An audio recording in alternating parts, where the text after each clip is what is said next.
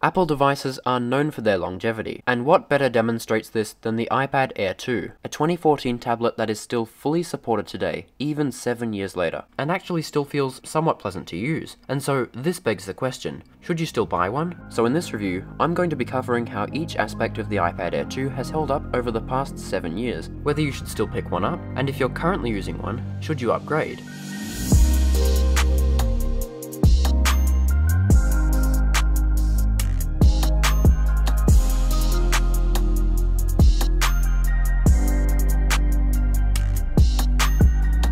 So one of the main first impressions of the iPad Air 2 that I got was just how long this thing has been supported for. It came out in 2014 running iOS 8, and 7 years later in 2021, it's upgradable to the latest iPadOS 14. Now the thing is, being a device that shared a very similar chipset to the iPhone 6, most people thought that it would get stuck on iOS 12 like the iPhone 6 and not receive iPadOS 13, but then it did, which wasn't really all that surprising, since the Apple A8X chipset in the iPad Air 2 was significantly more powerful than the A8 in the iPhone 6, but mainly it had 2GB of RAM as opposed to only 1 on the iPhone 6. But then most people thought, okay, that's it, there's no way that the iPad Air 2 will get iOS 14, and guess what?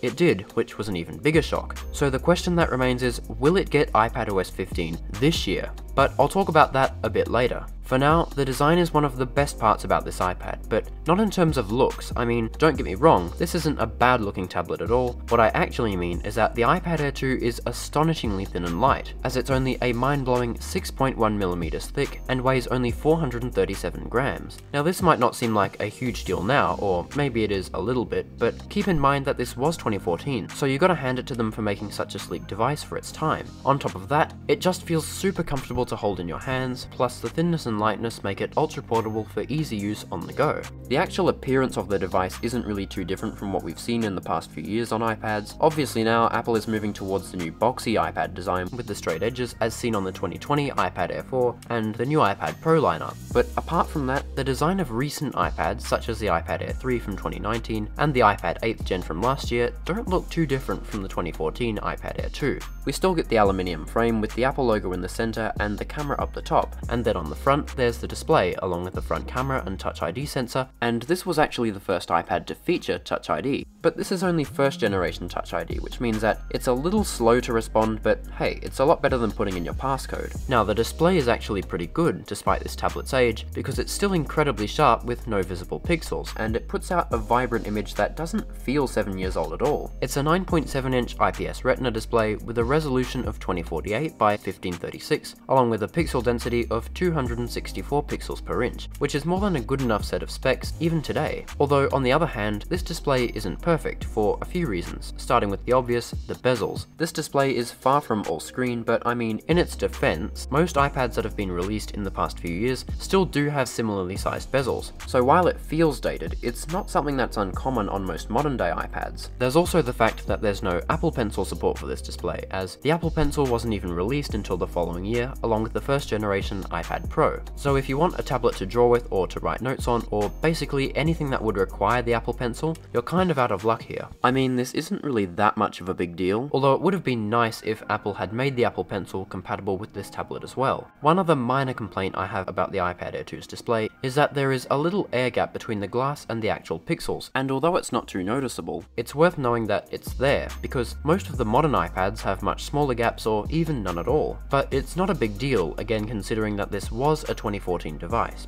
But you know, overall, apart from those small things, this display is still sharp, and you can't see any pixels, so it's still perfectly usable. In terms of the cameras, this is really an area where the iPad Air 2 shows its age. On the rear, we get an 8-megapixel iSight camera with autofocus, and on the front, a grisly 1.2-megapixel FaceTime HD lens. And as you can see, this tablet's age is very clear in this department. Although generally speaking, no one really buys an iPad for the cameras, because most people use their smartphones for taking pictures. And anyway, it can perform other tasks like scanning documents perfectly fine. As for video, we get 1080p video recording at up to 30 frames per second on the rear and 720p video recording on the front. Again, this hasn't held up great, but they still do the job pretty well for things like video calls considering our current situation. But I mean, don't be planning planning to do any tablet photography with this thing. Now the performance on the iPad Air 2 is definitely very interesting because considering its age, it's actually pretty decent. This iPad sports the Apple A8X chipset and 2GB of RAM. The A8X was top of the line for its day, and even though it's slowed down significantly over the years, it's more than usable. Light tasks like document typing, emails, Netflix, Zoom calls and browsing the web work perfectly, and even games like Roblox and Subway Surfers are fine. If you're planning to do more intensive things like video editing, however, it will definitely stutter and feel a bit sluggish. But what am I even saying here? This is a 7-year-old device and the performance has held up more than well for its age, and I really applaud Apple for supporting a device for this long while still delivering more than decent performance. Now in terms of software, as mentioned earlier, the iPad Air 2 runs up to the most recent iPadOS 14 update, and has received 6 major updates throughout its life. But the question is, how long before it's not supported anymore? I did mention earlier that everyone thought it wasn't going to get iPadOS 13, and then it did, so people definitely thought it wasn't going to get iPadOS 14, and then it shocked everyone again by getting it. So will it get iPadOS 15 and beyond?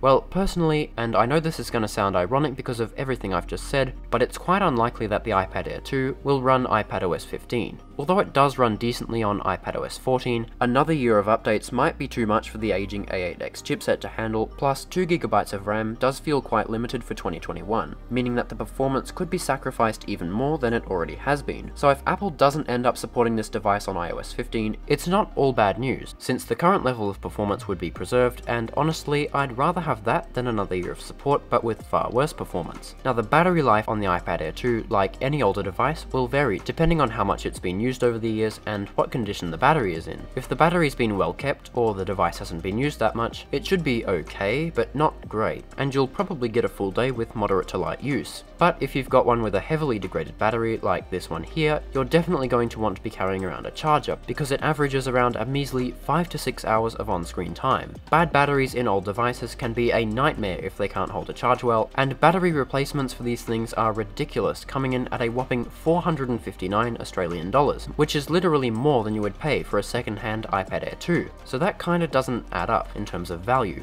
But speaking of that does bring me to my next point, the price. You can buy a second-hand iPad Air 2 on used marketplaces such as eBay or Gumtree, and the price can vary depending on the condition of the device and storage variation, from less than $200 all the way up to over $400. Although paying $400 for this tablet is absolutely ridiculous, so don't do that. On the other hand, $200 is a really good deal if the tablet is in good condition, and anything above and around that is still pretty reasonable. Although if you end up finding a cheap one, make sure everything is working before you purchase. It's also worth mentioning that the latest iPad 8th Gen can be bought for $500, which brings much better performance, a longer lasting battery, and will have a long life ahead of it in terms of software updates, plus you get support for the Apple Pencil. So if you're able to muster a little extra money, I'd definitely recommend checking that out first, because you're looking at a much better device for just a couple or so hundred more bucks. So is the iPad Air 2 worth it 7 years later? And if you already own one, is it time to upgrade? Well, in my opinion, for like 99% of people, the iPad Air 2 is probably not worth buying anymore. While it still performs okay and isn't even a bad device to use right now, the very likely fact that software support is going to be dropped this year means that this device isn't very future-proof, and won't receive new features or security patches after this year.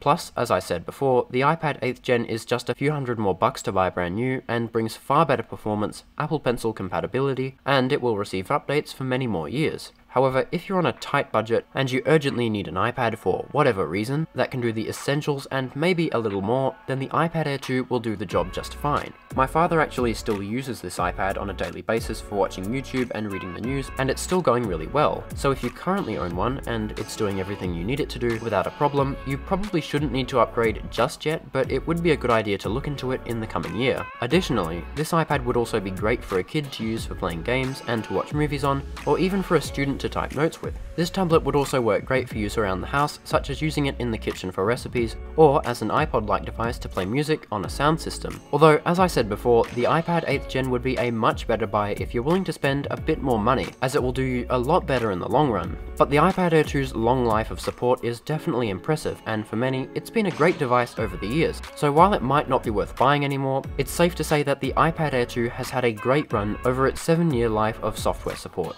And so that pretty much sums up my 2021 review of the iPad Air 2. If you enjoyed this video, please make sure you drop me a like and subscribe to TechSpree for more reviews, comparisons, and the occasional unboxing. Thank you so much for watching, and I'll see you next time.